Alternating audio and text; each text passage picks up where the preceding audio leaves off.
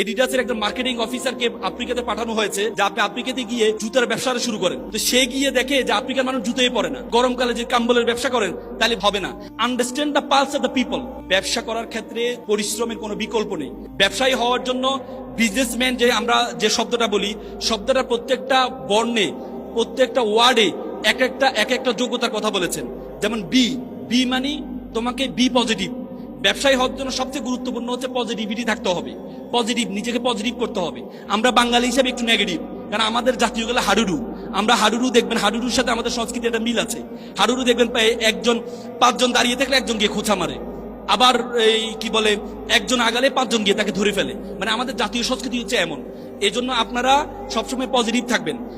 প্রথম বিশ্বযুদ্ধের পরে এডিডাস ছিল জুতা ব্যবসার সবচেয়ে ভালো প্রতিষ্ঠান। এডিডাস ছিল জার্মানির একটা প্রতিষ্ঠান। এডিডাসের একজন মার্কেটিং অফিসারকে আফ্রিকাতে পাঠানো হয়েছে যে আপনি আফ্রিকাতে গিয়ে জুতার ব্যবসা শুরু করেন।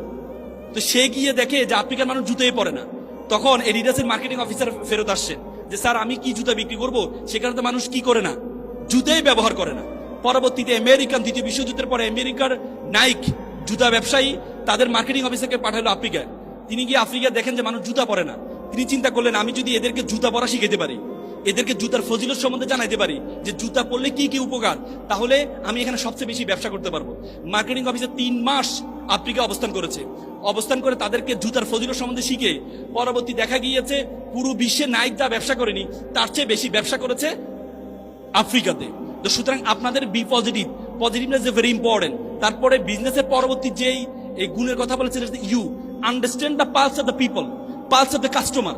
আপনারা ব্যবসায়ী হতে হলে আপনাদেরকে কাস্টমারের পালস বুঝতে হবে, ব্যবসায়ী পালস বুঝতে হবে।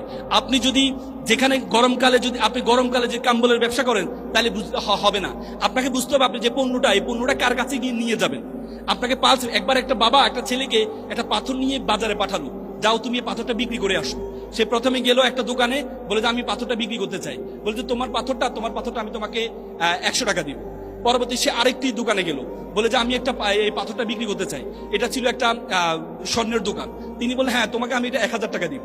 পরবর্তীতে উনি একটা পুরাতন জিনিস যেখানে বিক্রি হয় এই একটা দোকানে গেলে, সেখানে যাওয়ার পর সে দেখলো এটার পুরাতন পাথর, এটার অনেক গুরুত্ব আছে।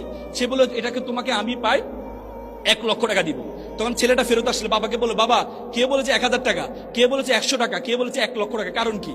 তখন বাবা বলল, দেখো তোমার যে পণ্যটা গুরুত্ব যেখানে তুমি গিয়েছো সেখানে গিয়ে বুঝতে পেরেছে, অন্য কেউ তোমার গুরুত্বটা বুঝে নাই। এজন্য আপনি তখন আপনাকে নেগেটিভ করবেন না। আপনাকে অবস্থায় যেখানে পালস বুঝে যেখানে যাওয়া দরকার, আপনি যদি সেখানে যেতে পারেন তাহলে আপনি ব্যবসায়ী সফল হতে পারবেন। আমি আর